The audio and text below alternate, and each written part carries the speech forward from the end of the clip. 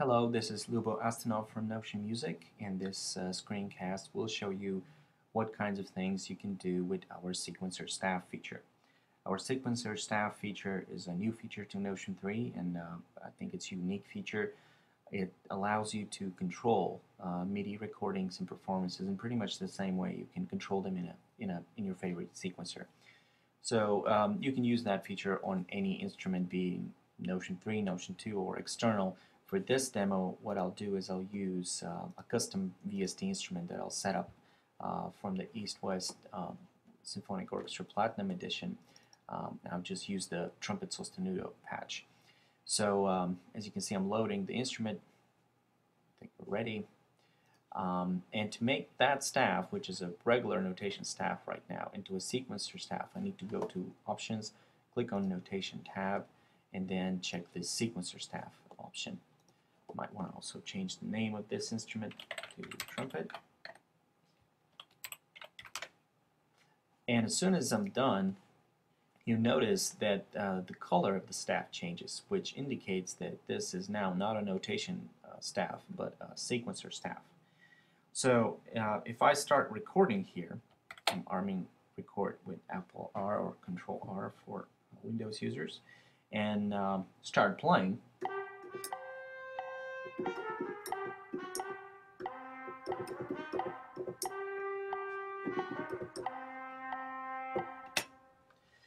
You'll notice, let me zoom in a little, you'll notice that what I end up with looks a lot like what you will see in a sequencer.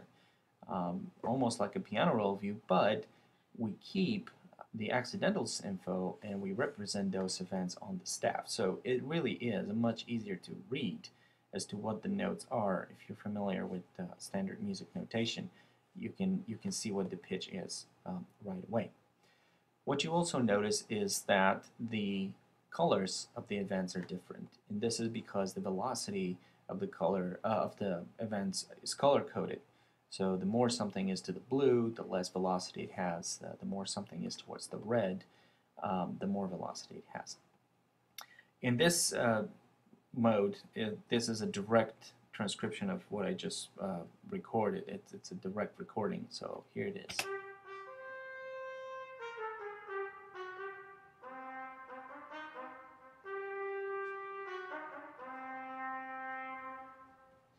So I'm sure you're wondering right now, well, what can I do with this once I have it? Well, you can do a lot of things to edit the performance afterwards. For example, if you click on an event, let's say we'll start with the beginning. If you click on an event and you use the arrow keys left and right, you can move the note to the left or to the right. You can move it up or down. If you hold Shift while you use the up and down, this will move the note chromatically.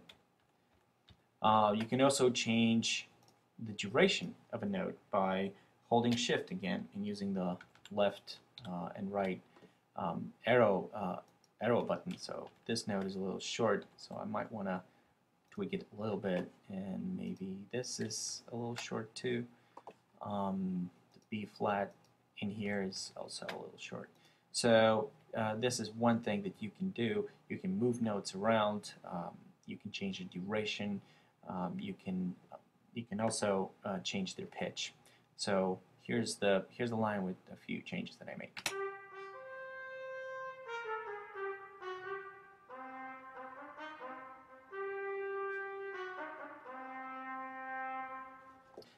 You can also copy paste things, and right here I'm just going to duplicate this line, and I'll show you. I'll make an entirely new bar just by changing data here. I don't have anything particular in mind, but I just wanted to show you how you can edit those events just like you would in a sequencer. So here I'm adding some new notes and making a new line.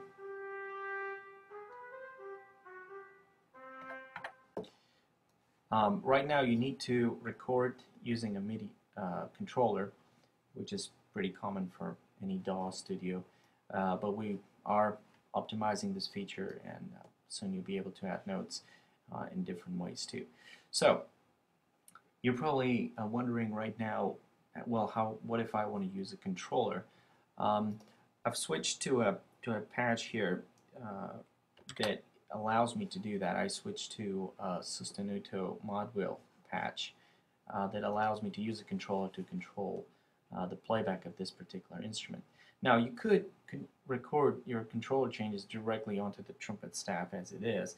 However, it's highly advisable that you use a different staff because you have way more control over the editing, viewing, and modification of the data that you want to do. Just like in a sequencer, you have your controller lanes below and you have your notes in the piano roll view above. It's really best if you use a different staff. It makes it a lot easier. You can also choose whether to show it or not. So quickest way to do it is enter a score setup and just enter a basic staff that you can then customize to be a sequencer staff. And I usually do single line staff for the sequencer staff that control mod wheel changes. So what I need to also do is let this staff know that it will control this instrument, and I do that by shifting the instrument. So I select my instrument that I want to control, Shift-I, hit OK, place it here. I might also want to change this to mod wheel trumpet or trumpet, like that. If I want to see that at the beginning of the score, I need to go to full score options and only show part abbreviations. So here we are. This is pretty much everything. I can hide this attachment if I don't want to see it anymore. And I'm ready to now record controller changes to control the playback of this instrument. So here we go.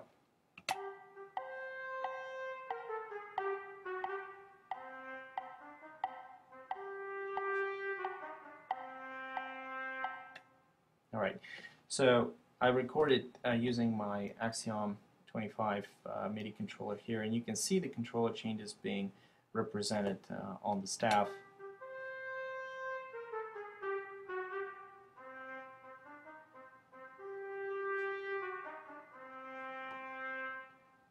And if I'm not particularly happy with them, I just choose to delete the data and do it again.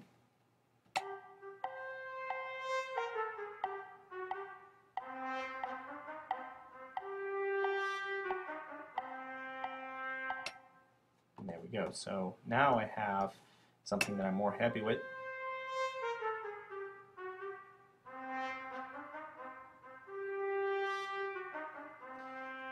And you can further tweak those controllers any which way you want. And the real benefit of having them on a different staff is that you can delete them, or you can even hide them from the scores so that you don't have to look at them all the time. Once you're ready, just uncheck this box, and there you go.